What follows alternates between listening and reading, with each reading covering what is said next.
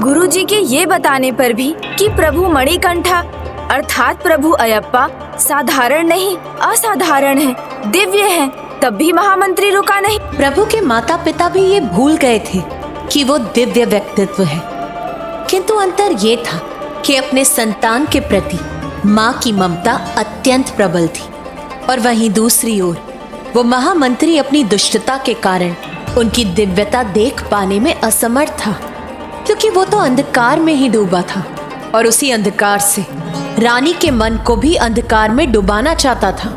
लीजिए पिताश्री, मैं पूजा के लिए पुष्प ले आया। रुको पुत्र।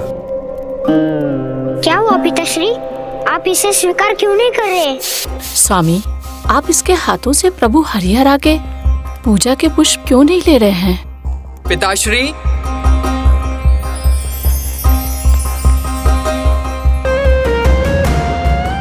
ज्येष्ठ होने के कारण इस पर पहला अधिकार मणिकंठा का है।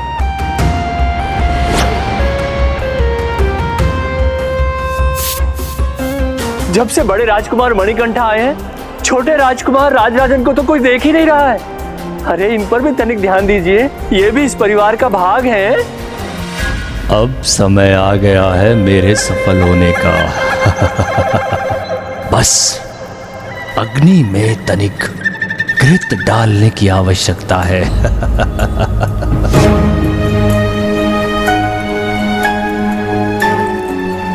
तो इसमें समस्या क्या है?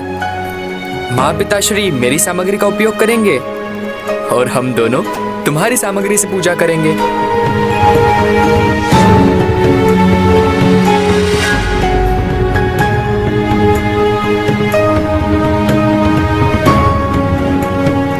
ओम हरीश्वराय नमः।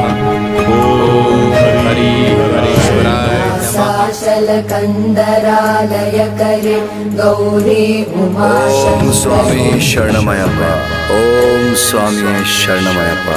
महामंत्री परिवार में वैमनस्य उत्पन्न करने का प्रयास करता, किंतु मणिकंठा का नैसर्गिक प्रेम मंत्री के इस स्वार्थपूर्ण वैमनस्य को क्षण में ही मिटा देता। ये मेरे कार्य को कठिन बना रहा है। कैसे दूर करूं इस कंटक को?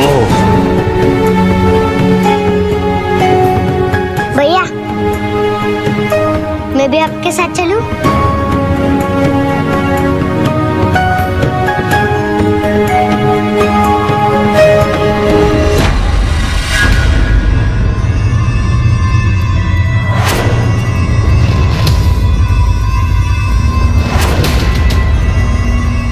चलिए, ये भी उचित ही है महारानी।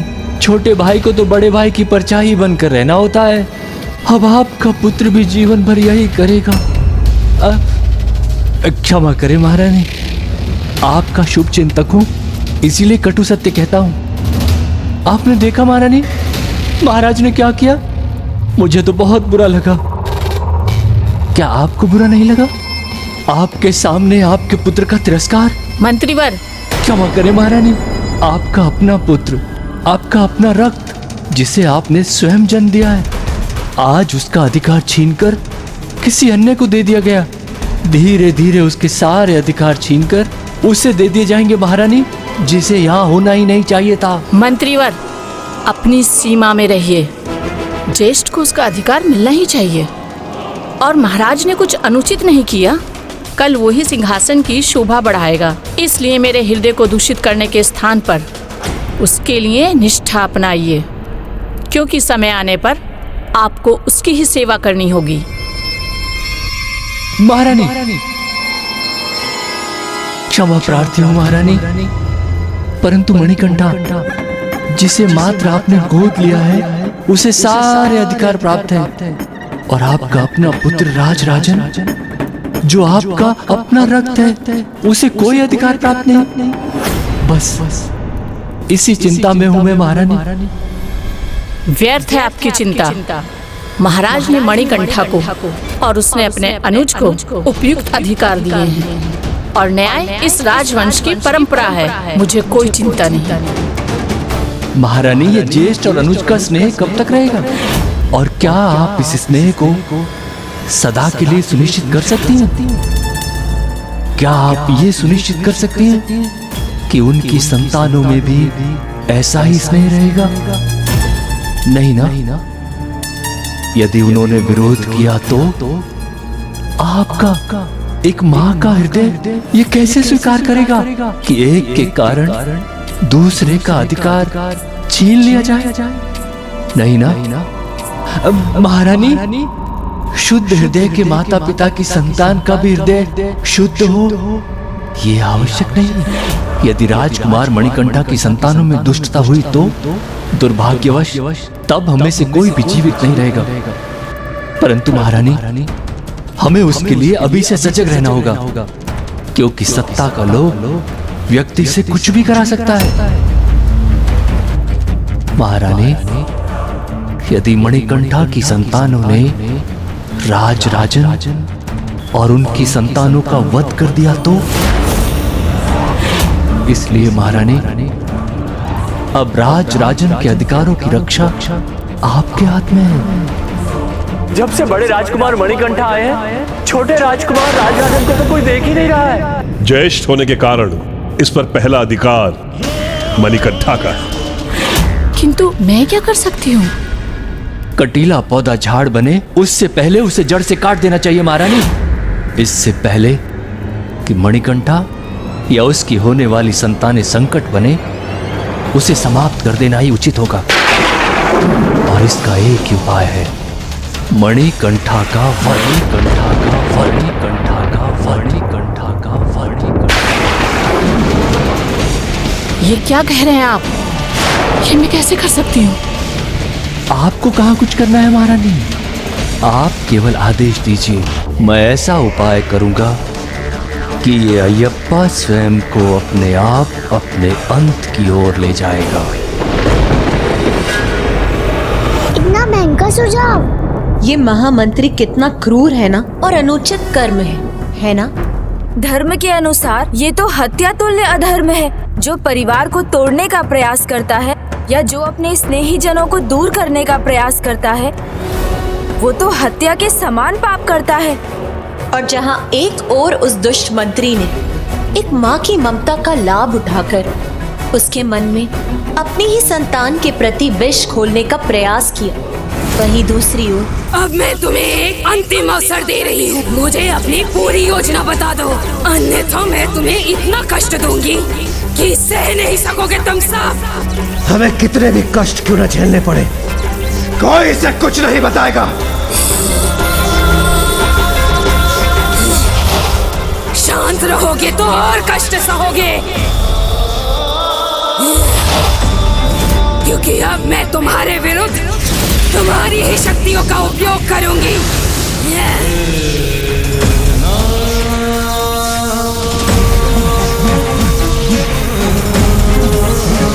दुष्ट असुरी, तुम कुछ भी क्यों ना कर लो, तुम हमसे कुछ भी ज्ञात नहीं कर पाओगी, कुछ भी नहीं।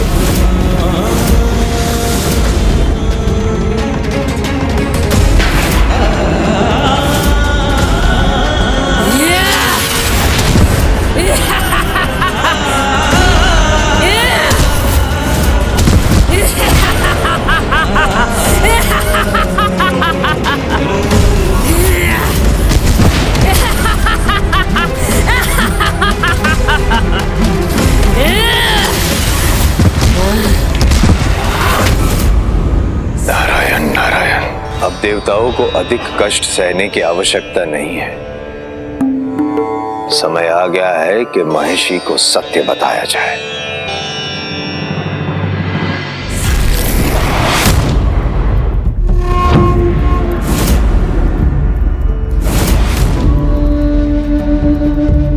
अब समय आ गया है, मेरा समय।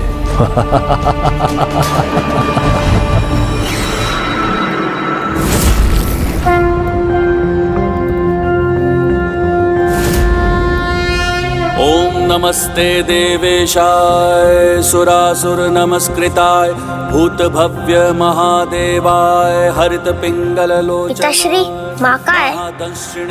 हाँ पिताश्री, माँ कहाँ है? पूजा की तैयारी तो वो स्वयं करती है ना?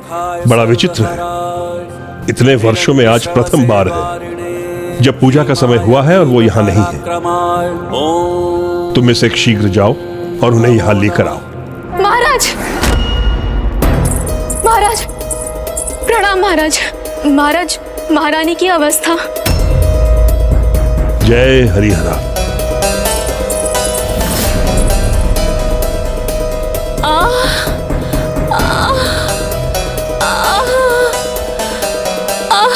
स्वामी,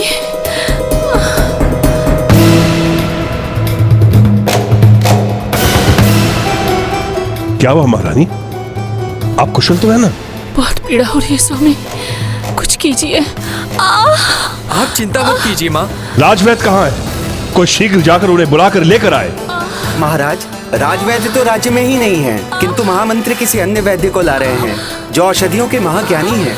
महामंत्री जी, क्षमा कीजिए, महाराज की दृष्टि अत्यंत तीक्ष्ण है। यदि उन्होंने मुझे पहचान लिया तो? आप चिंता मत करो। जब किसी अपने को पीड़ा होती है तो उसके परिवार वाले अपनी सुध बुध खो बैठते हैं। राजा और मणिकंठा की भी यही स्थिति है। इसलिए तुम्हारे वैध होने के इस स्वांग को कोई नहीं पकड़ पाएगा।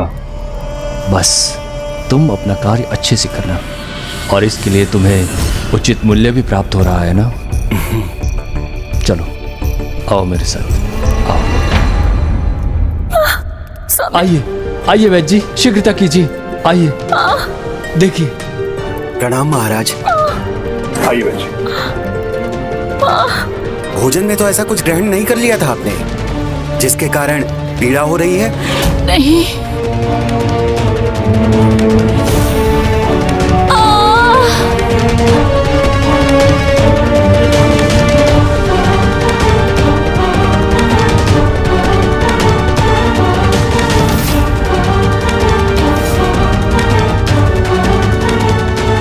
महाराज। क्या हुआ वैद्य जी? महारानी पेट के गंभीर रोग से ग्रसित हैं। इससे उनके प्राण भी जा सकते हैं।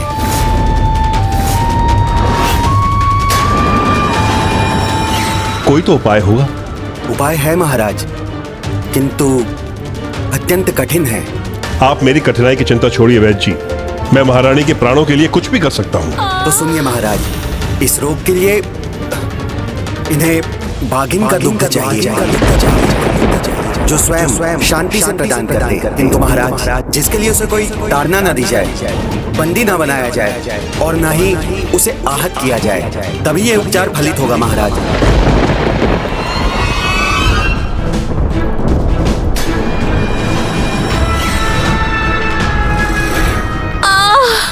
वैद्य जी, आप ये क्या कह रहे हैं? ये कार्य इतना आसान नहीं है। बाघिन का दूध लेकर आना, इसमें प्राणों के लिए संकट हो सकता है। नहीं नहीं वैद्य जी, आप कोई दूसरा उपचार बताइए।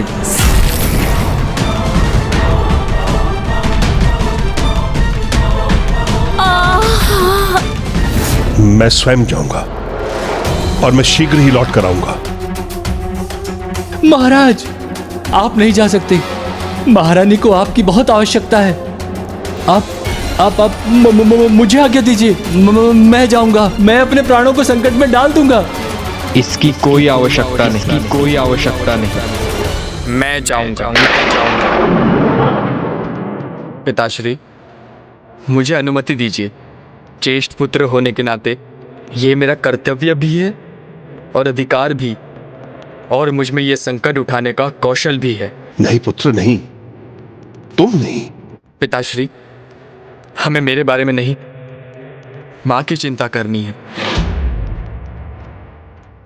आप निश्चिंत रहिए, मैं शीघ्र ही बाघिन के दूध के साथ लौटूंगा।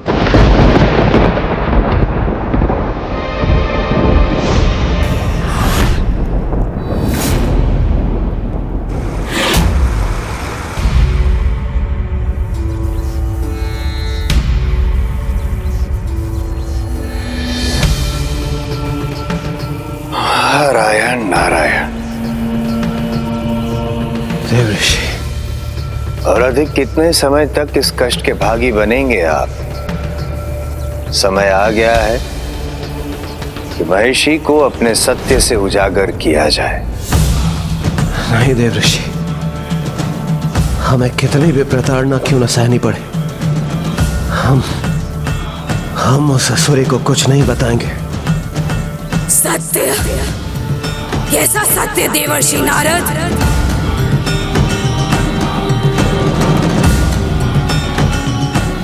रुकिए मत देवर्षि, बताइए मुझे किस सत्य की बात कर रहे हैं आप?